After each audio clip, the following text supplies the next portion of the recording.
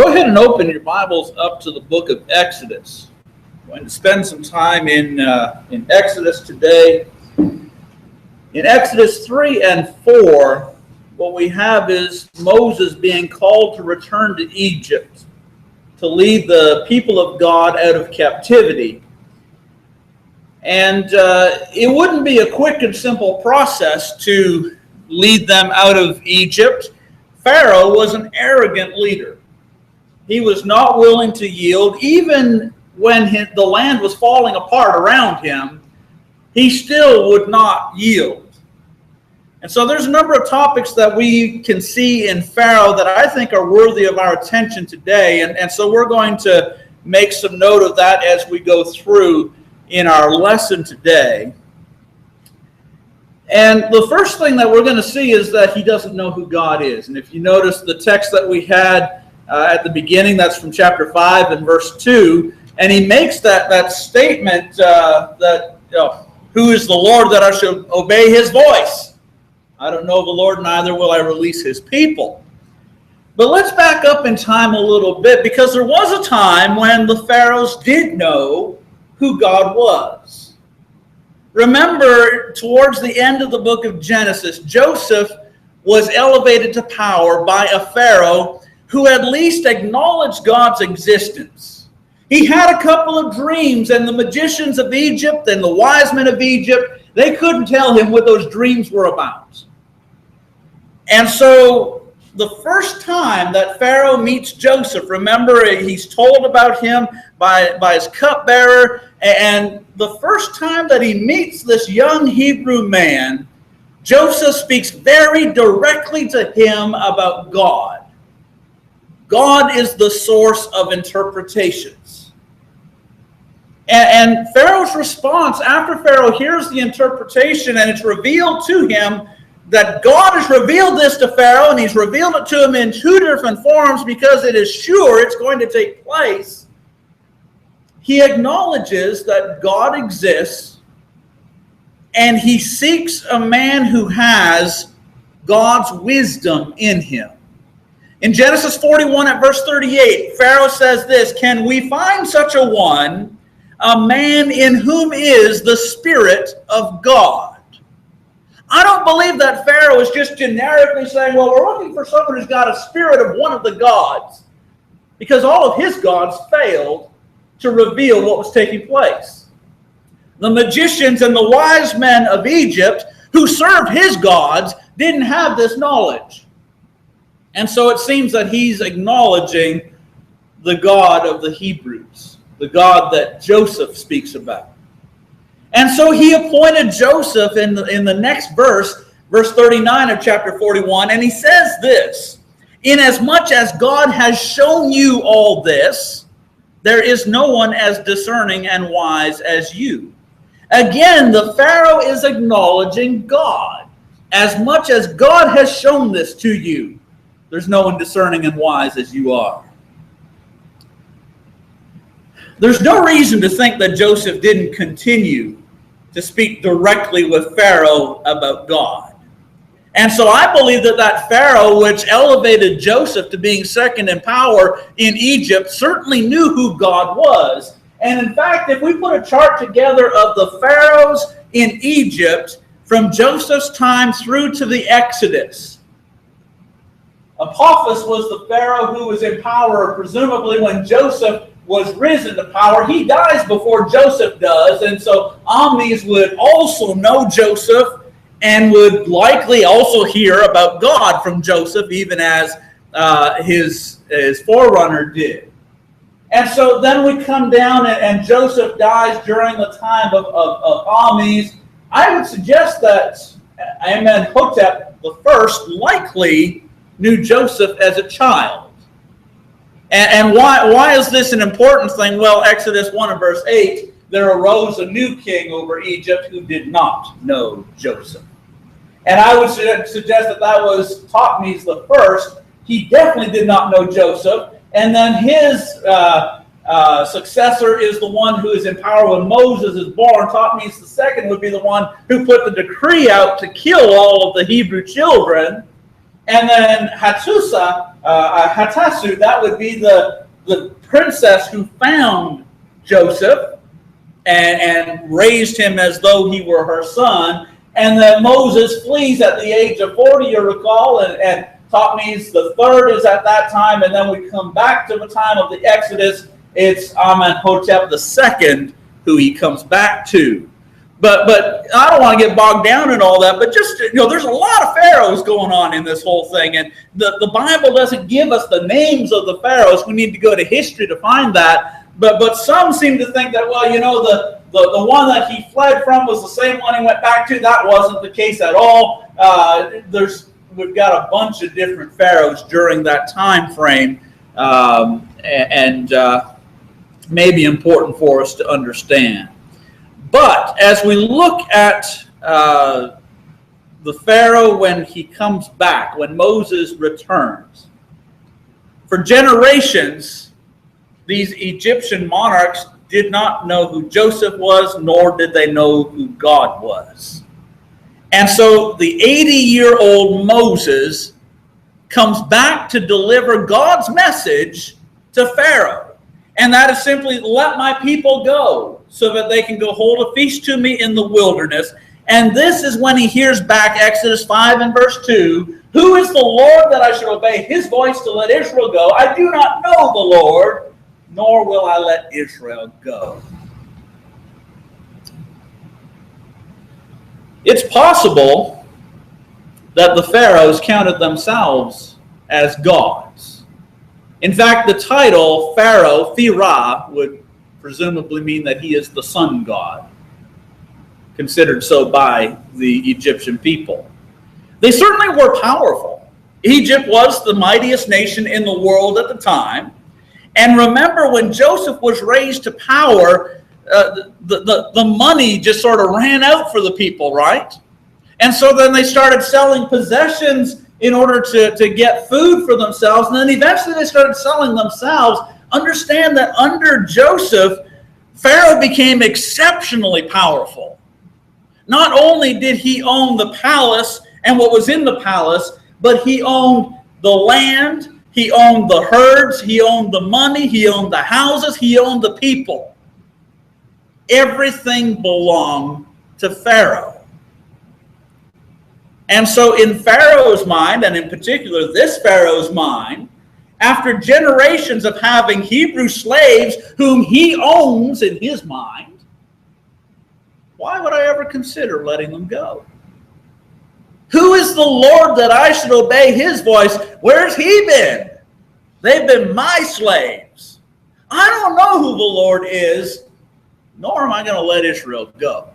I have no intention of doing that. But you don't have to be a Pharaoh in Egypt to have that kind of response to God and his commandments. In Psalm 14 and at verse 1, David writes, "The fool has said in his heart, there is no God." That's basically what Pharaoh said here. Who's the Lord? There's no God. I don't know who God is. I'm not going to listen to what he has to say. Many in today's world will reject the true and sovereign God to free themselves from his will. And in essence, that's what he's doing. I've heard what he wants me to do. I don't want to do it. I don't know who he is. I'm not going to listen to him. And so many do today. But David calls it foolishness. The fool has said in his heart, there is no God.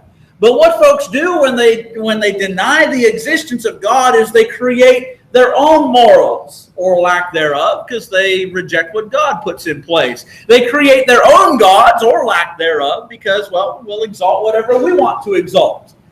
But it's all a lie. And the end result is judgment. And Pharaoh experienced that, and so will those who exalt themselves and not God today. Take a look at Romans chapter 1, if you will. In the first chapter of Romans, and beginning at verse 20, the Apostle Paul here tells us the end result of those who deny God, his existence and his will. Romans 1 and at verse 20 beginning, it says, "For since the creation of the world, his invisible attributes are clearly seen, being understood by the things that are made, even his eternal power and Godhead, so that they are without excuse." stop there for a moment. If they will just open their eyes, they will understand there is a God.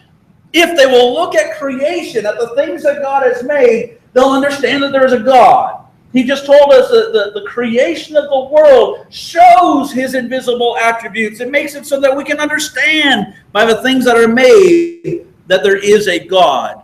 That doesn't tell us what to do. We still need to come to the knowledge of his word. But some will just completely reject the idea that he's there. Verse 21, again, dealing with Paul's generation, because although they knew God, they did not glorify him as God, nor were thankful, but became futile in their thoughts, and their foolish hearts were darkened. Professing to be wise, they became fools, and changed the glory of the incorruptible God into the image made like corruptible man, and birds, and four-footed animals, and creeping things.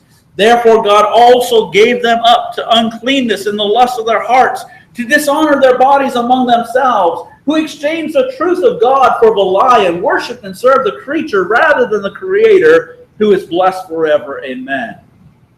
For this reason God gave them up to vile passions. For even their women exchanged the natural use for what was against nature. Likewise also the men, leaving the natural use of the woman, burned in their lust for one another, men with men, committing what is shameful, and receiving in themselves the penalty of their error which was due. And even as they did not like to retain God in their knowledge, God gave them over to a debased mind, to do those things which are not fitting, being filled with all unrighteousness, sexual immorality, wickedness, covetousness, maliciousness, full of envy, murder, strife, deceit, evil-mindedness. They are whisperers, backbiters, haters of God, violent, proud, boasters, inventors of evil things, disobedient to parents, undiscerning, untrustworthy, unloving, unforgiving, unmerciful, who knowing the righteous judgment of God, that those who practice these things are deserving of death, not only do the same, but also approve those who practice them. You know, Paul could have been living in 2016 and wrote that. Is that not very descriptive of the world that we live in? That people don't want to know God. They don't want the knowledge of God in their minds. They want to put that out of their minds so they can do what they want to do. But when they do what they want to do, everything goes downhill. Everything goes to wickedness. That was the case in Paul's day. That is the case in our day. That was the case back in Pharaoh's day when Moses came in and said, "Let my people go." It does man no good to not know who God is. In Psalm 10 and at verse 4, the writer says, "The wicked in his countenance does not seek God. God is in none of his thoughts." So some may not deny God's existence, but do not want to seek after God, do not want to think on the things of God. Sadly, that description actually fits some of God's own people at times. Remember, as we were studying through the book of Jeremiah, how many times were the people of God not interested in what Jeremiah had to say? They didn't want to hear what God's will was. They didn't want to take God's will into consideration because it got in the way of them doing what they wanted to do. In Psalm 81 and at verse 10 beginning, Psalm 81 verse 10, it says, "I am the Lord your God who brought you out of the land of Egypt.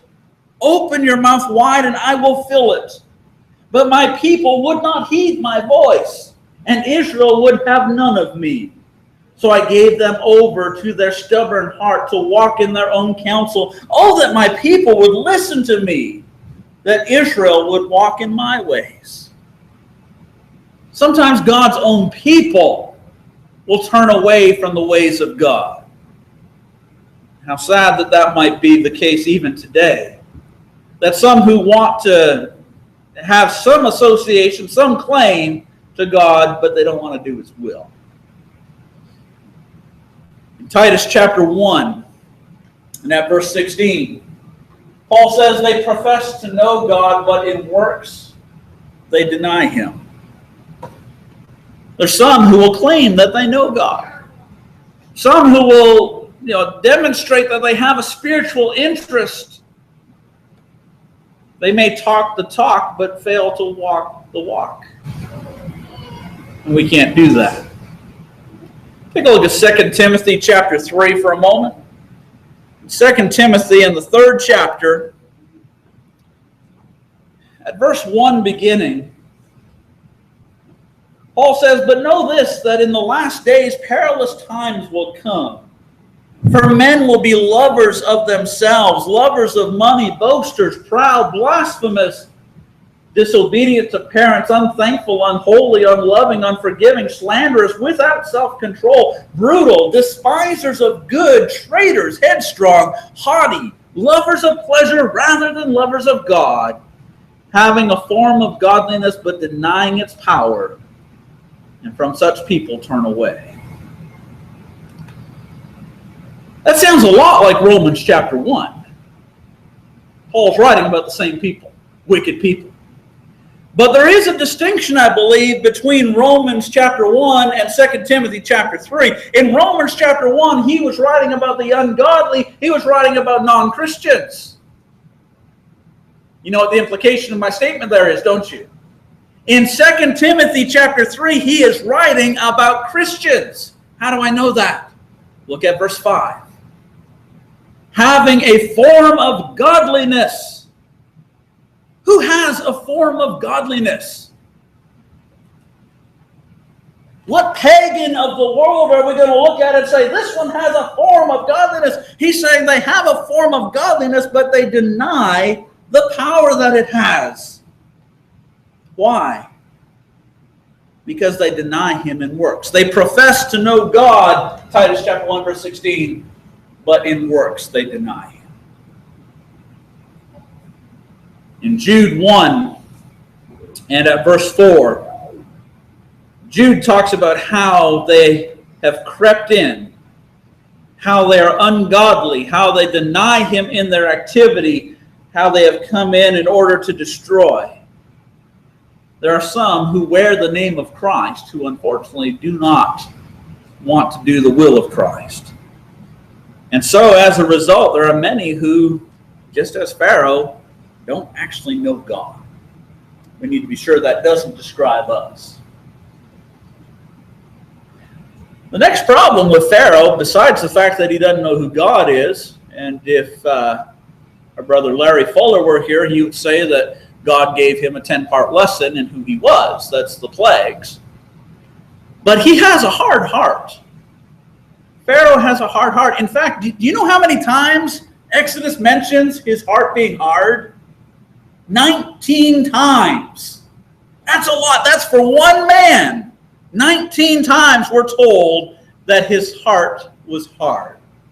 6 of those are simply telling us that his heart is hard. It's not identifying it as God's doing or Pharaoh's doing, just a statement of fact that Pharaoh's heart grew hard. Pharaoh's heart is hard. The heart of Pharaoh became hard. The heart of Pharaoh was hard. Doesn't say who did it, just that it was. 3 times we're told that Pharaoh hardened his own heart. So he hardened his heart, chapter 8, verse 15, 9, verse 34. Pharaoh hardened his heart, 8, verse 32. And then 10 times we are told that God hardened Pharaoh's heart.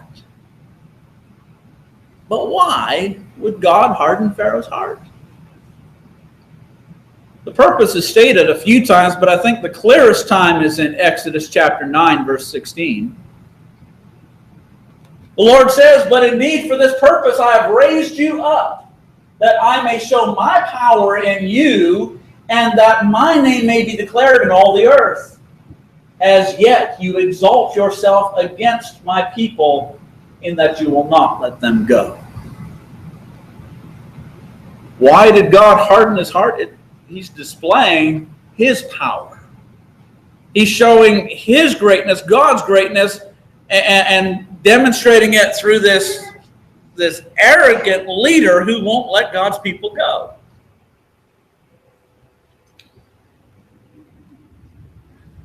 Two things resulted out of this.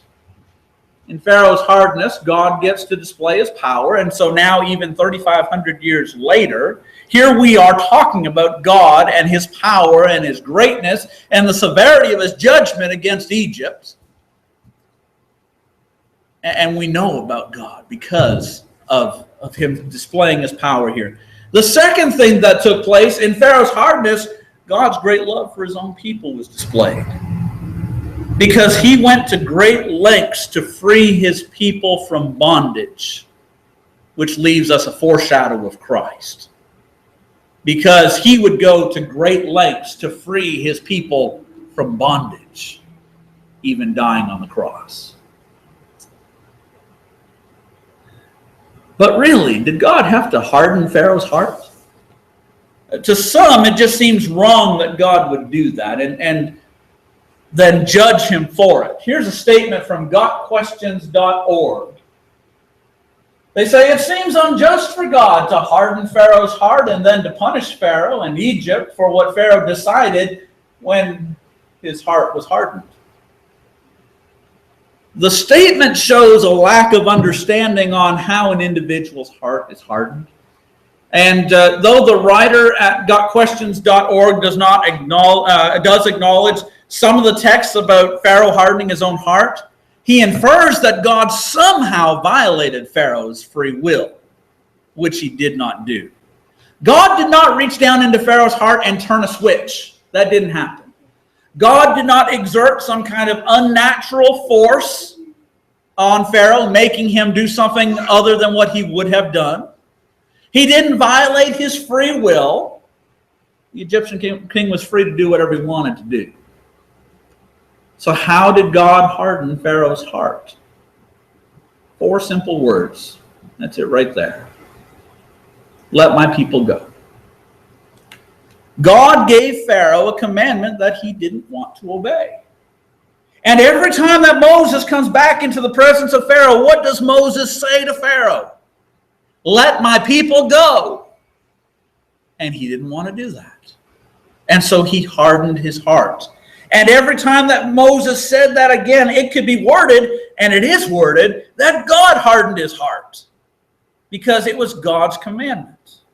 If a parent commands a rebellious child to go clean their room and the child doesn't want to do it, who hardened that child's heart? Well, the child did, right? But so did the parent by giving the command, go clean your room. Because it's a command that the child doesn't want to hear and doesn't want to obey. And it's the exact same thing here. And the parent hasn't done anything wrong whatsoever. And neither has God. It all deals with the quality or lack thereof of the heart of Pharaoh or that child. He hardened his heart. This hardening of the heart, it's not something that's exclusive to Pharaoh either. In fact, I'm not even going to talk about the wicked. We're going to talk about God's own people. Because over and over in Scripture, God's own people are spoken of as being susceptible to this hardening of the heart. Nehemiah chapter 9, starting at verse 16. This is part of a discourse in an assembly of God's people after they return from Babylon. And they're remembering the hard-heartedness of their forefathers, and it becomes a warning to them. It says, but they and our fathers acted proudly, hardened their necks, and did not heed your commandments. They refused to obey, and they were not mindful of your wonders that you did among them. But they hardened their necks, and in their rebellion they appointed a leader to return to their bondage. But you are God, ready to pardon, gracious and merciful, slow to anger, abundant in kindness, and did not forsake them. Nehemiah is warning the people, don't be like our forefathers were. These people who God worked through Moses to bring out of the land of Egypt. Do you remember that when they were wandering in the wilderness, they wanted to go back to Egypt again? In fact, he talks about it how in their rebellion, they appointed a leader to return to their bondage. Numbers chapter 14 and verse 4.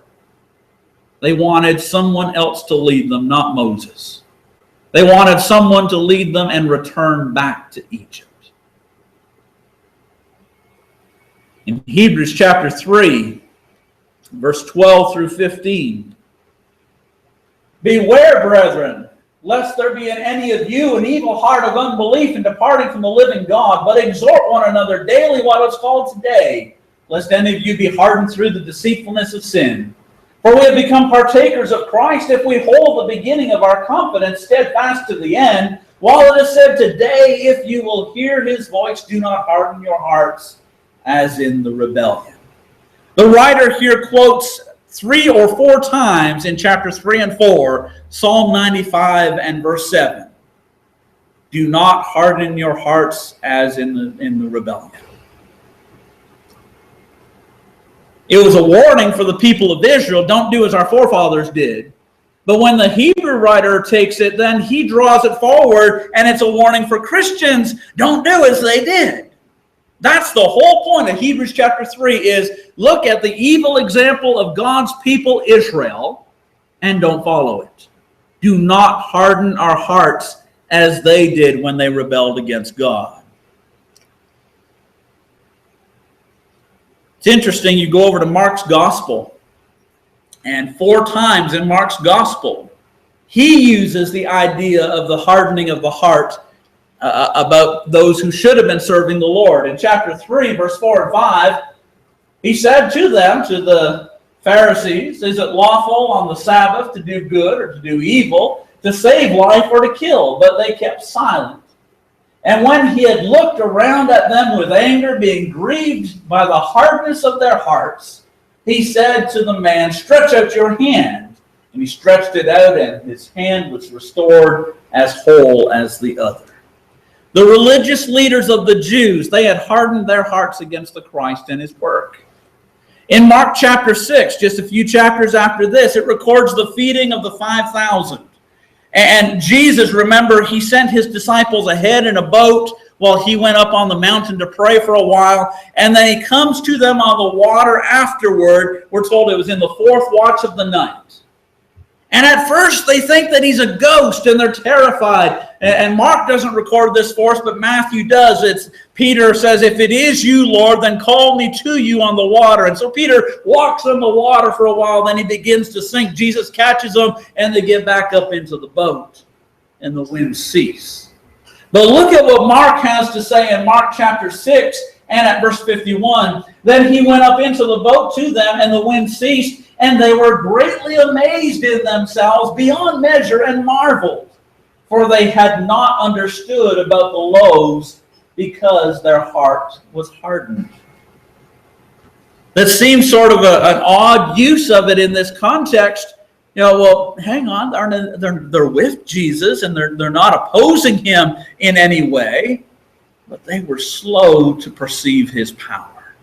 They didn't understand the power that Christ had. Here they are, they're amazed beyond measure, and they're marveling because they don't understand the power Jesus has shown them. In Matthew's account, instead of saying that their hearts were hardened, he says, oh, you of little faith, why did you doubt? He questions their faith because here they are not believing in the power that Christ has. A few chapters later, Jesus warned his apostles about the leaven of the Pharisees, chapter 8. And they reasoned among themselves, it's because we have no bread. Now they're going back to the bread. They still don't understand what the loaves was about.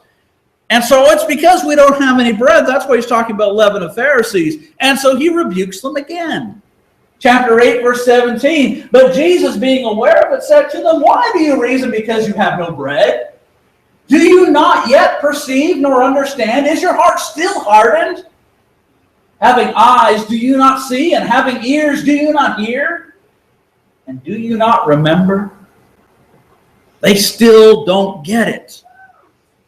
And again, we would call this maybe dullness of heart. And in fact, that's how the Hebrew writer refers to it in Hebrews chapter 5, that they're dull of heart. But Jesus, he pulls no punches on it. You're hard of heart. Why won't you believe? Why won't you understand? Why is it that you have eyes to see, but you don't see, and you have ears to hear, but you refuse to hear? And so he rebukes them for the hardness of their heart. If Jesus' own apostles can be guilty of that, is there anyone here who's not able to be guilty of that hardness of heart where we don't get it? Maybe because we're holding back somehow. Again, the phrase appears one more time in Mark's Gospel. Mark 16 and at verse 14. The women had come from the tomb and they reported that Jesus was risen from the dead. It says, later he appeared to the 11 as they sat at the table, and he rebuked their unbelief and hardness of heart, because they did not believe those who had seen him after he had risen. He rebuked their hardness of heart, their unbelief, their dullness, that lack of faith that they've had throughout his ministry. The apostles, that's who these texts are, except for chapter 3. These are the apostles. The apostles struggled with hardness of heart. And so if they did, then certainly we're susceptible to it as well. So we need to guard our hearts. One last thing about Pharaoh. He tried to compromise. After 4 plagues upon the land, Pharaoh tried to offer a compromise. Chapter 8, verse 25, he said to Moses and Aaron, well, okay, fine. Go sacrifice to your God in the land. I'll let you go sacrifice, but do it inside the land of Egypt. And then get back to work. Some have the same kind of approach to religious service today. You know, why should I drive all the way across town to go worship at that place when there's a church meeting right down the street from where I'm at?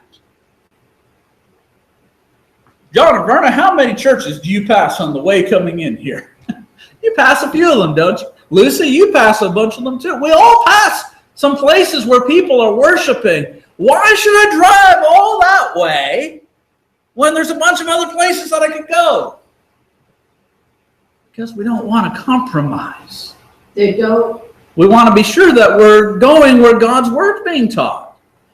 Worship and service before God is not a matter of convenience. It's not about what least affects our lives. It's about us doing what's right and acceptable to God. Here's another convenience. Just a few verses later.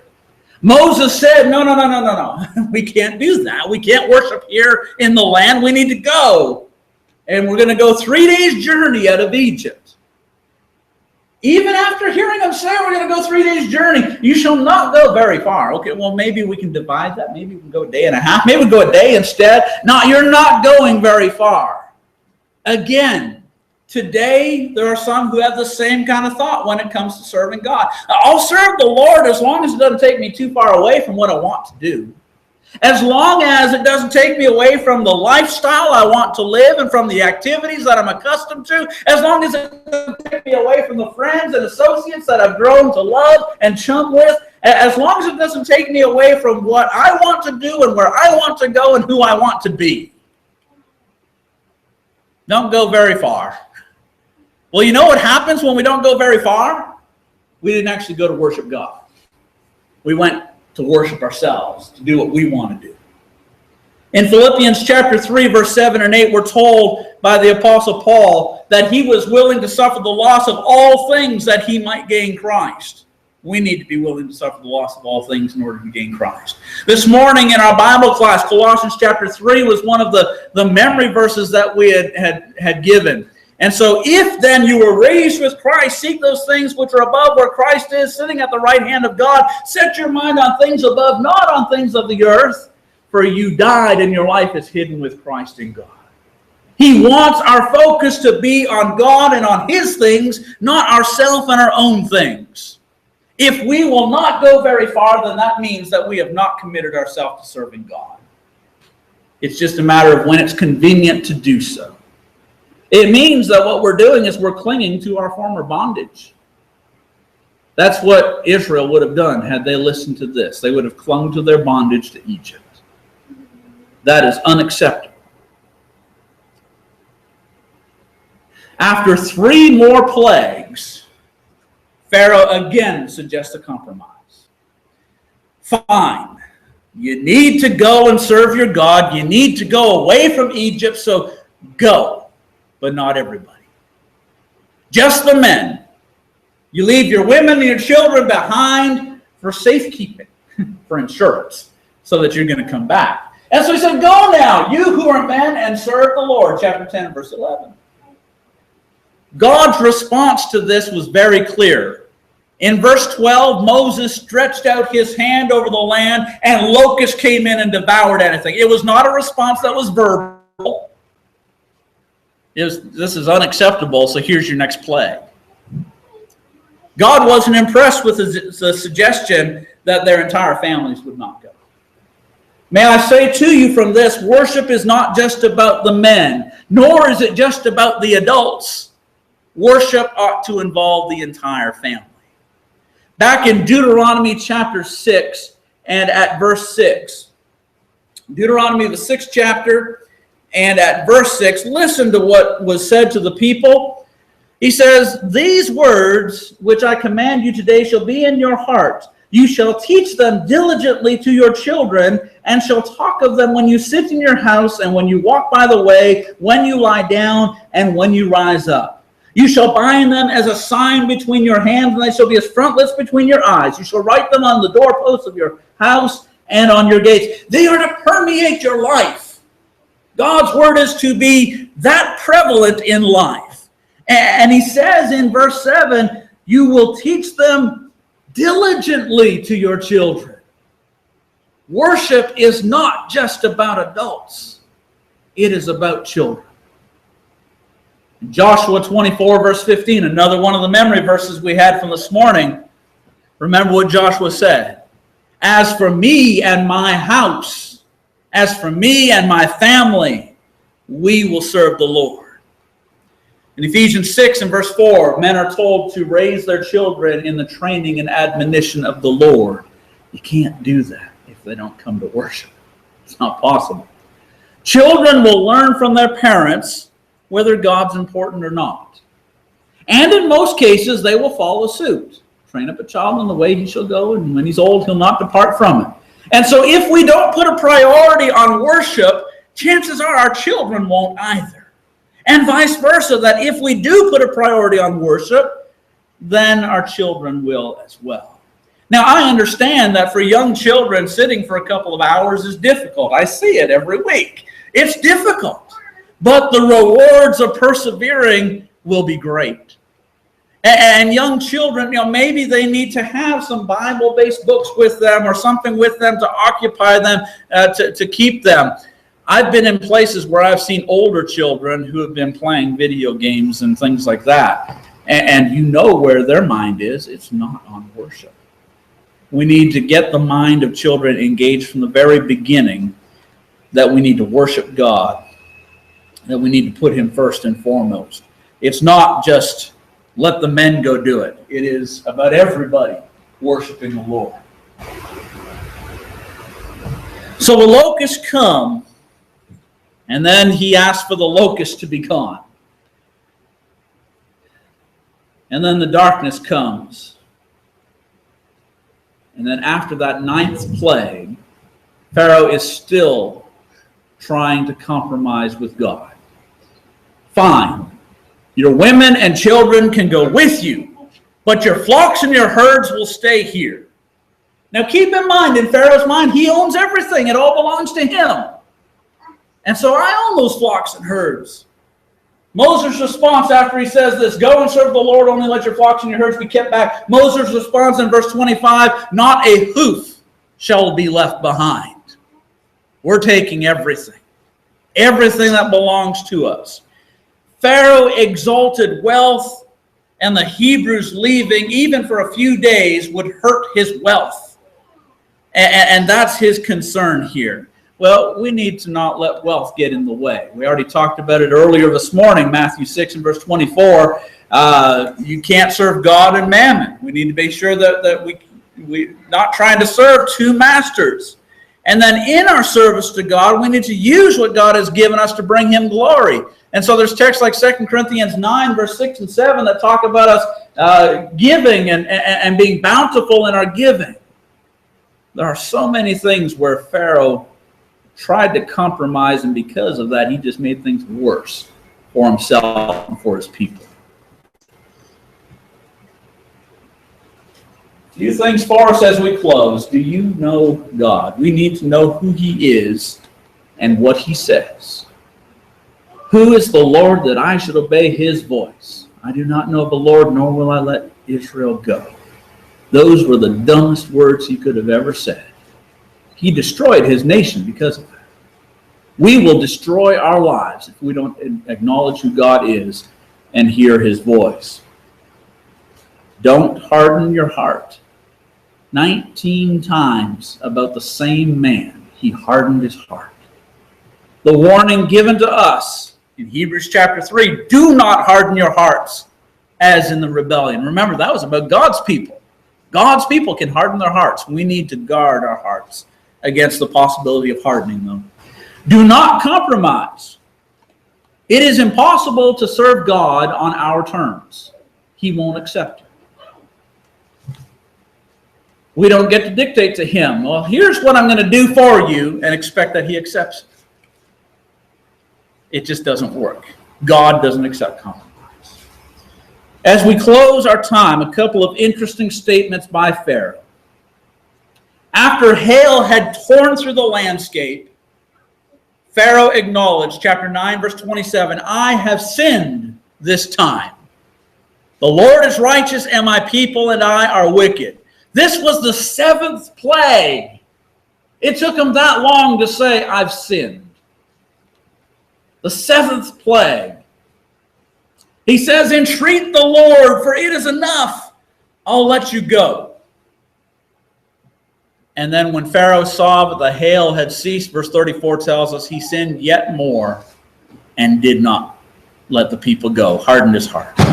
After the locust, the 8th plague, the land is just decimated. Pharaoh acknowledged once more, chapter 10, verse 16, I have sinned against the Lord your God and against you. Now therefore, please forgive me.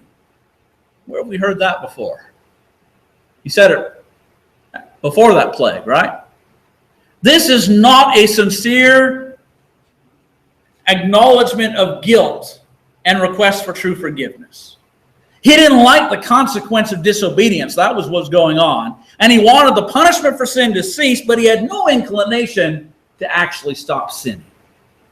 And no doubt that's the approach that God has heard from some today. Oh, forgive me, Lord, for I have sinned. I'm sorry. And once they've salved their conscience and once they feel the divine wrath is no longer pointed towards them, then some will go right back to what they were doing before. When we ask God for forgiveness, we had better intend on not doing the same thing again. If it's just to make ourselves feel good, then we're no different than what Pharaoh was. Throughout the 9 plagues that came to Egypt, Pharaoh was just playing games. He was in a power struggle with God and kept trying to wheel and deal himself something that would be favorable. God always wins the power struggle. He is the creator and the judge. How many times do you think God hears people try and bargain with him? Lord, if you'll just do this or that, if you'll just take this or that away, if you'll just give me this or that, then I'll serve you. If you'll fill my barns, then I'm going to serve you. If you'll keep me from getting into trouble over this or that, then I'll serve you. If you'll save my loved ones, then I'll serve you. If you accept me as I am, then I'll serve you. Whatever, however it's worded. We need to serve God because it's the right thing to do. Because that's our calling as human beings. Ecclesiastes 12, verse 13, fear God and keep his commandments, for this is man's all. And so let's acknowledge who God is. Let's not compromise. Let's know his will and obey it. If we can help you in your walk with the Lord today, we want to do so. If you need the prayers of this congregation, if there are things that you're struggling with and you need help with, then seek help among your brethren.